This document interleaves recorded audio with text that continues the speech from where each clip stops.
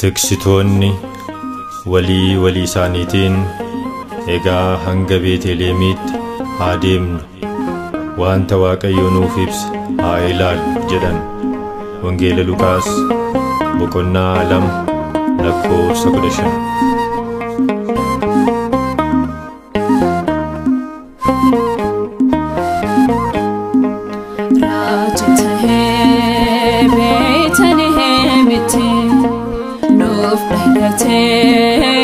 Maria Merate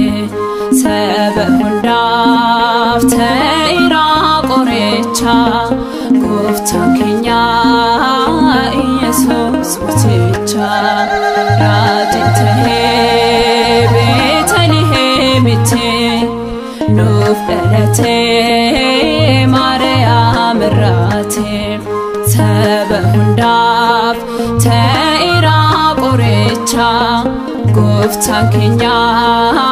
Jesus Muticha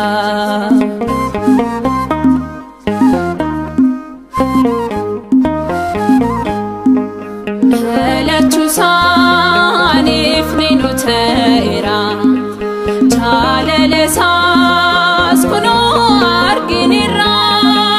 Hise jade kenin indagane Bitali فينا أركني فينا أركني راجته بيتلهمته نوفلته مريم راته سبهنداف تيرا قريتشا قفتان كنيا يسوس متيتشا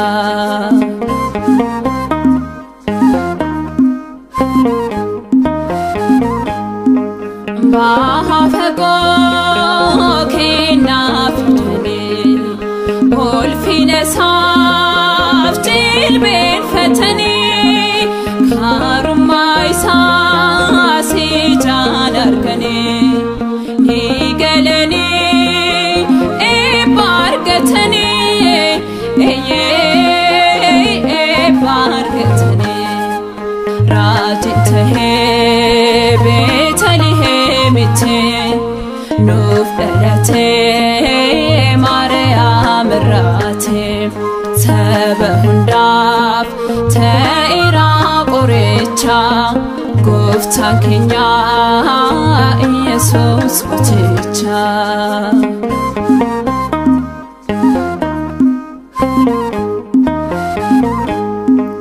Kan Delete Kuno Kudete Tedebe no versifete lebitoko ni sajalno kodumaisas odadubeno odadubeno radite betelihemite nufdelete Merate Sebehundaf Teira Qorecha Guftan Kenya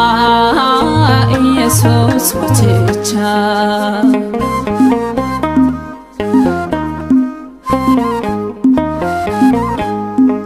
Me ilala chalele gufta Kedenuf jane motin motota Harsate kanof ese nifudate ofik obese ofik obese rajite betelihemite nuf delete Maria Merate Sebehundaf Teira Qorecha Guftan Kenya Jesus Muticha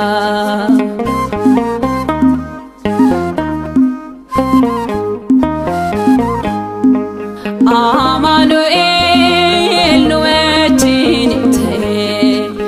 haada seeneen Addaamiin bocee ajaa'iba hojii isaa raajumaa isa faasakarroo marti ilmaan namaa eeyyee marti ilmaan namaa raajii ta'ee Beetlihemitti nuuf dhalatee Maariyaam irraatee saba hundaaf ta'eera qoricha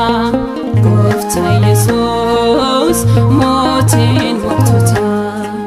raajii ta'ee Beetlihemitti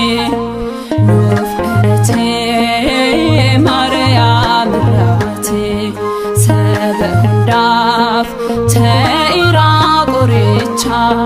Gooftaa keenya Yesuus mooticha.